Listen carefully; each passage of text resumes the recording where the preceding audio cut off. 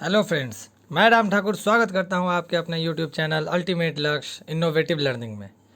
तो दोस्तों, फिज़िक्स में कल हमने लास्ट टाइम जो हमने पढ़ा वो साउंड का पार्ट 2 पढ़ लिया था, जिसमें सारा कॉन्सेप्ट वगैरह हम देख चुके थे, साउंड्स के बारे में सारा कुछ पढ़ चुके थे।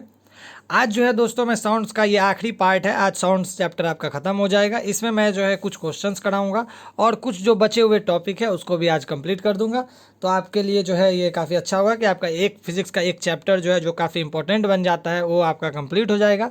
उसके बाद आपका सोमवार से जो है अगला चैप्टर मैं शुरू करूँगा, यूनिट एंड मेजरमेंट। ठीक है, तो चलते हैं आज के टॉपिक के तरफ। तो देखिए, जो पहला क्वेश्चन है, 10 सेकेंड आपको टाइम दूंगा। आप उसको जो है सोच के बताएंगे कि क्या होगा उसका आंसर। आप जो है रखेंगे, फिर मैं उसका आंसर बताऊंगा। आप जो है देख लेना कि आपने सही वो कहा था इसका आंसर या गलत दिया था। आपको पता चल जाएगा और आपको ये भी समझ में आएगा कि आपने अभी तक क्या समझा है। तो चलिए देखिए, what type of wave are sound waves. Sound wave जो है वो किस टाइप का साउंड है। तो आपको मैं 10 सेकेंड देता हूँ, आप सोचिए इस बारे में।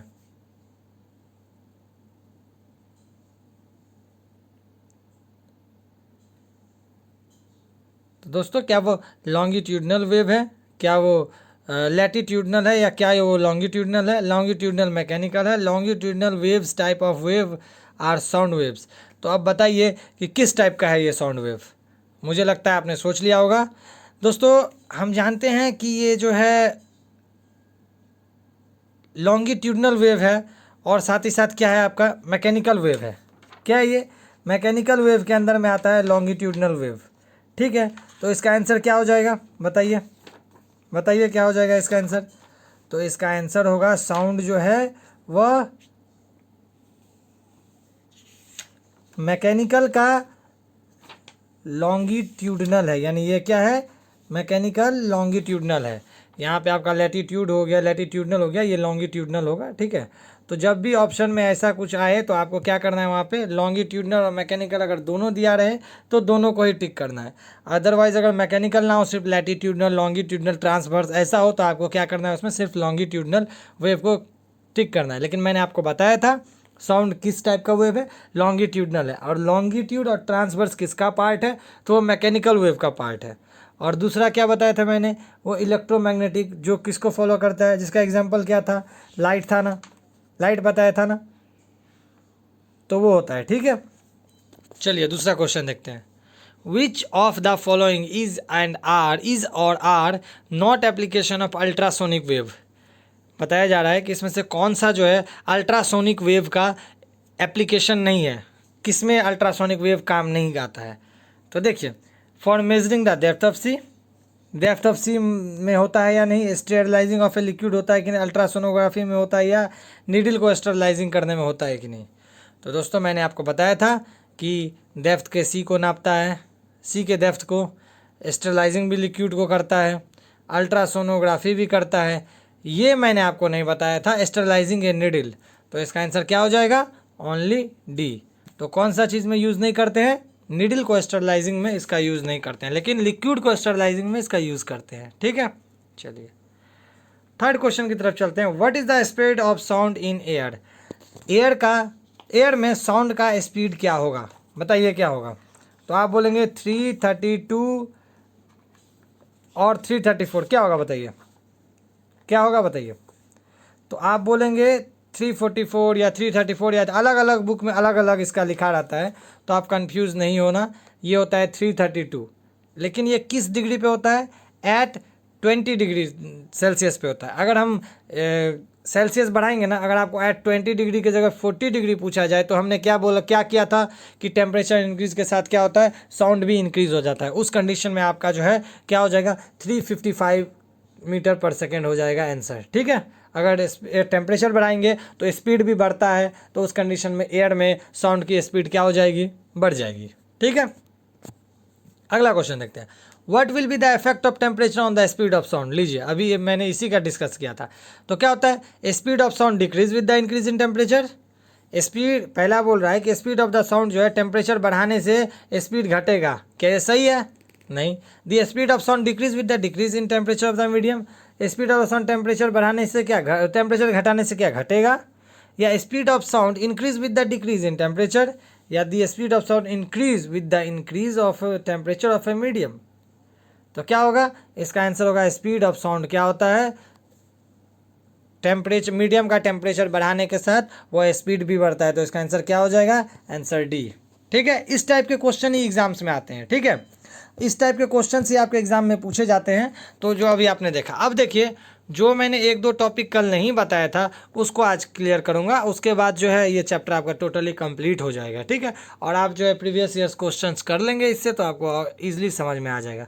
अब देखिए क्या रह गया था, वो था loudness and pitch of sound. आप सुनते होंगे लाउडनेस क्या है, लाउडनेस से आपको क्या पता चलता है, आपको लगता है अरे वो तो मुझे पता है कि लाउडनेस मतलब क्या होता है, ज़्यादा जोर की आवाज़ है, कान में लग रही है, उससे अनकंफर्ट फील हो रही है, तो उसको क्या बोलते हैं, लाउड है। बोलते हैं ना कभी आप, अरे यार इसकी लाउडनेस थोड़ा कम करो, ये काफ़ी कान में लग रही है, ये लाउड है ज़्यादा।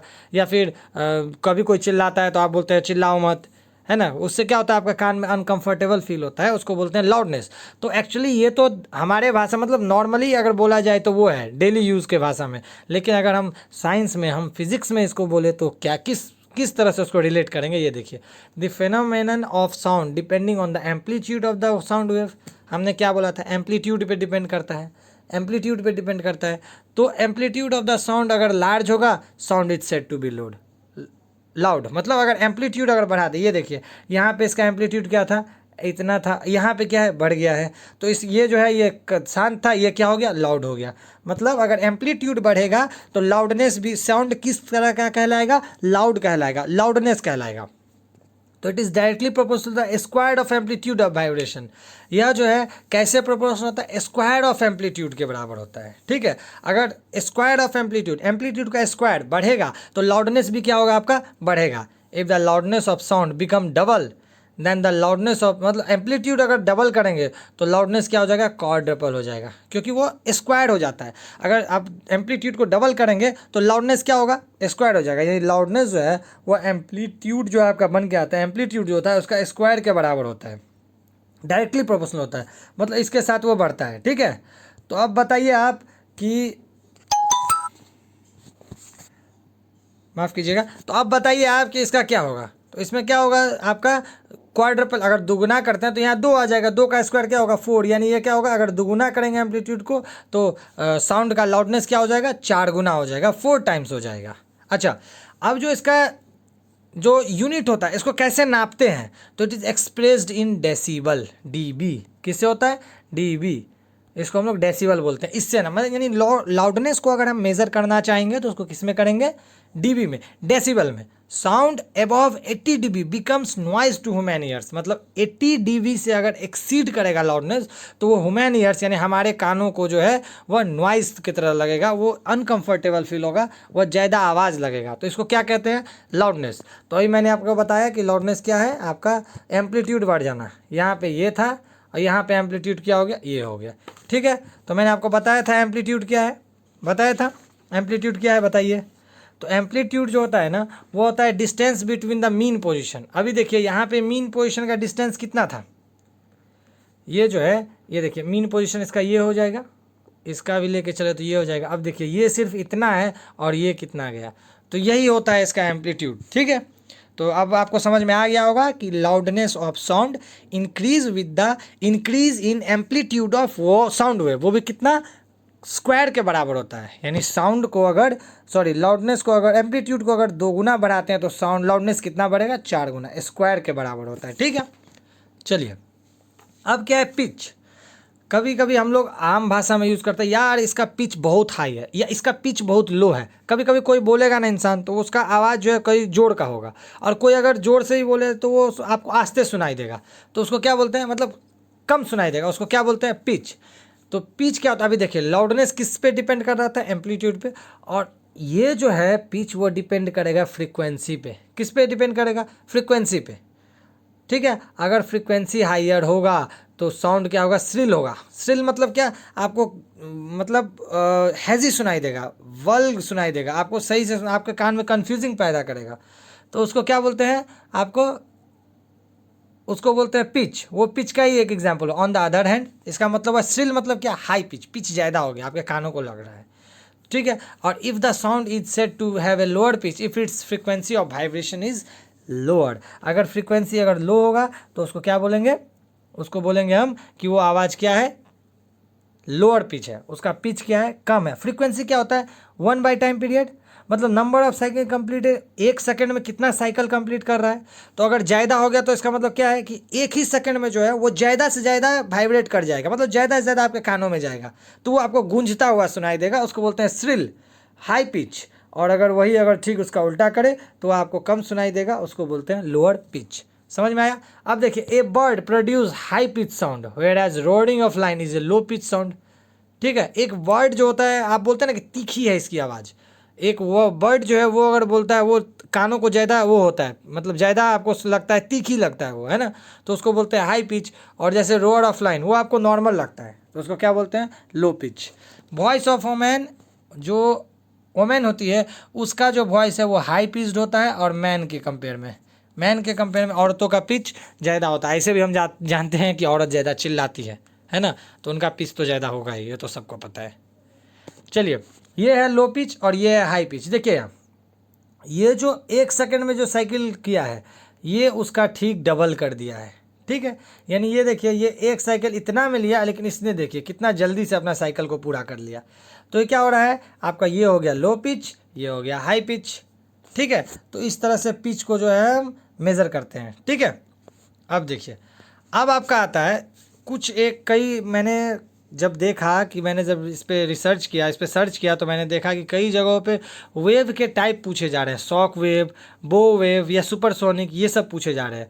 तो मैं सोचा कि जब मैं आपको करा ही रहा हूँ तो 2 मिनट लगेगा इसको डिस्कस करने में, इसको भी डिस्कस कर ही लेता हूँ। बाई चांस अगर ये एग्जाम में आ गया तो आपका छूटना नहीं चाहिए, और मेरा यही एम है कि जो मैं आपको फिजिक्स पढ़ाऊँगा तो इसके बाहर दोस्तों कुछ नहीं आना है, ठीक है। इसके अंदर भी सारा कवर अप हो जाएगा। अब देखिए, when A sound source move faster than A speed of sound, यानी साउंड का सोर्स जो है वह साउंड के स्पीड से फास्ट हो जाएगा तो उसको क्या बोलेंगे, शॉक वेव होगा ना। अगर जो सोर्स है वो साउंड का स्पीड से ही फास्ट होने लगा तो वो क्या हो जाएगा, शॉक वेव होगा ना, वो शॉकिंग करेगा। Is produced and as the sound wave interference, ठीक है। अभी देखिए, बो वेव क्या होता है, बो wave is produced when an object moves faster than the speed of mechanical wave medium.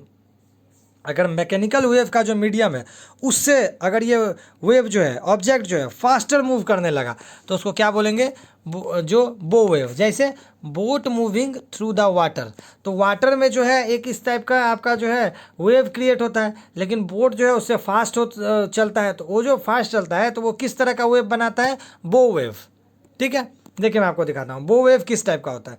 ये हो गया formed water bye source of moving boat, है ना, इस टाइप का आपने देखा होगा, इस तरह मूव कर रहा है बोट और ये इस तरह का सोर्स वो वेव बनाता है, तो ये क्या हुआ, बो वेव हो गया। क्योंकि इसमें जो है मैकेनिकल वेव जो क्रिएट हो रहा है उससे जो है बॉडी का स्पीड ज़्यादा होता है, ये शिप का स्पीड, ये जो वेव बन रहा है उससे ज़्यादा हो जाता है, तो उसको क्या बोलेंगे, बो वेव। वहीं पर शॉक वेव मैंने आपको क्या बताया, formed in air by aeroplane moving at a speed higher than the sound. अब जो एरोप्लेन हमारा मूव करता है वो क्या होता है, साउंड वेव, साउंड जिस तरह से ट्रेवल करता है उससे ज़्यादा ये करता है, ज़्यादा स्पीड में चलता है, तो ये किस टाइप का वेव बनाता है, उसको बोलते हैं हम लोग शॉक वेव, ठीक है। तो ये था आपका बो वेव और शॉक वेव। अब देखिए एक दो और क्वेश्चंस देखते हैं, ये भी लास्ट ईयर पूछा गया था एसएससी में भी, कि what is the unit of loudness. Loudness का यूनिट क्या होगा, मैंने आपको क्या बताया, डेसिबल। डेसिबल से छोटा फोन, फोन से छोटा बेल, यानी सभी जो है वो लाउडनेस का यूनिट होगा। तो इसको याद रखिएगा, लाउडनेस का यूनिट क्या है, डेसिबल, फोन और बेल, तीनों ही, ठीक है। अच्छा, when a motor boat in a sea travels faster than sound, देखिए कह रहा है कि मोटर बोट जो है उसमें जो सी है, सी में जो मोटर बोट है वो फास्टर देन साउंड चल रहा है, then wave just like shock wave are produced on the surface of water, right.